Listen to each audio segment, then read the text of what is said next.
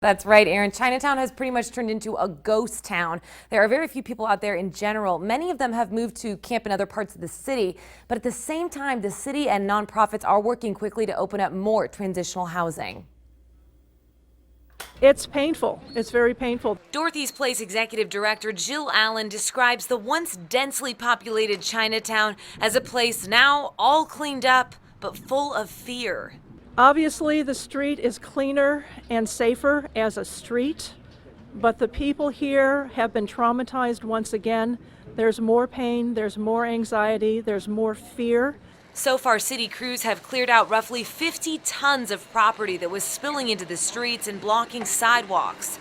Although the streets are clean now, the city expects people to come back, and when they do, the city intends to enforce its ordinance once again. Our ordinance, which prevents them from sleeping on the street during the day, is really key because it prevents permanent habitations. And that's where we get the collection of drug paraphernalia, of waste and trash. So if we can keep people moving, we can prevent that accumulation, which presents the real health hazards. There is movement to help the homeless in Chinatown. The city is working with Dorothy's Place to open the health center in the old Copacabana building by June. And Dorothy's Place plans to open a new 12-bed center in East Salinas by April. Allen says, though, that the real hurdle is eligibility.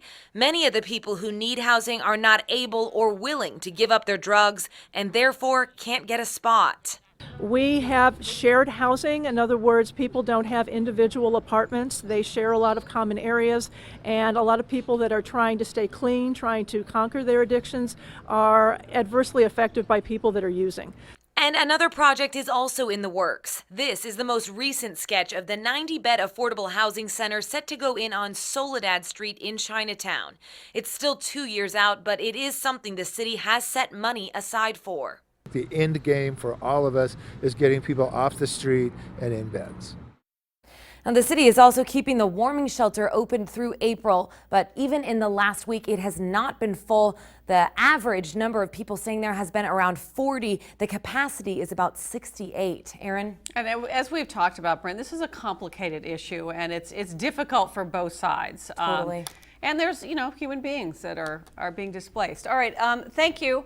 City plans to move forward with cleaning up other parts of the city as well. They are mostly done in Chinatown for now, but they are looking at removing property from other homeless encampments scattered around Salinas.